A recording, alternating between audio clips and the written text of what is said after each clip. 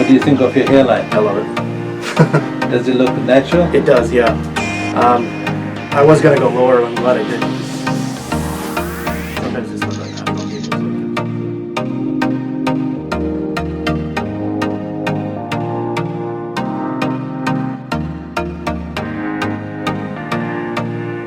Have a chin up, sir.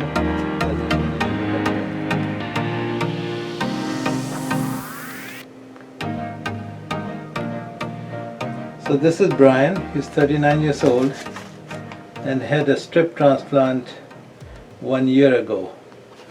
I'm going to show you his pre-ops. You can see he had recession of the interior hairline, a Norwood 3 pattern which is trending towards a Norwood 4 pattern.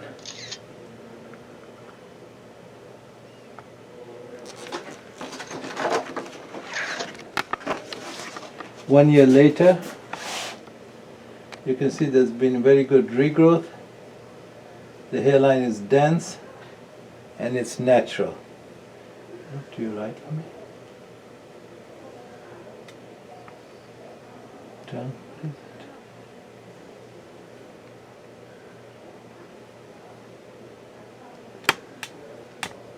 Look straight. And there's a good transition with the There's a very good transition of the transplanted area with the natural hair behind him, so you just cannot see where the transition point is. Look up, please. Go back to the hairline again. Very natural, dense. And what do you think, Brian? I love it. Tell us more about your experience.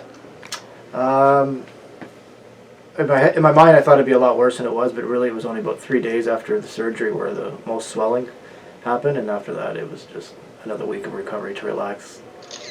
Great results, I recommend it. What do you think of your hairline? I love it. Does it look natural? It does, yeah. I was going to go lower, I'm glad I didn't, because sometimes it's not that natural on people, so I kept it a bit higher. Have you had comments from anyone? Or? I think unless people knew me personally, most people didn't notice because the way I parted my hair. Right. So it was a personal thing because I saw it every day. But people like my girlfriend and my family, they notice and they say, looks great. How has it changed what you do in life, your confidence? I'm in the film business, so the yeah. confidence-wise, some people like being bald and they can handle it, right? I'm not one of those people, unfortunately, so I'm very happy with the result. So advice for anyone looking to do a transplant or thinking about one? Oh yes, go ahead.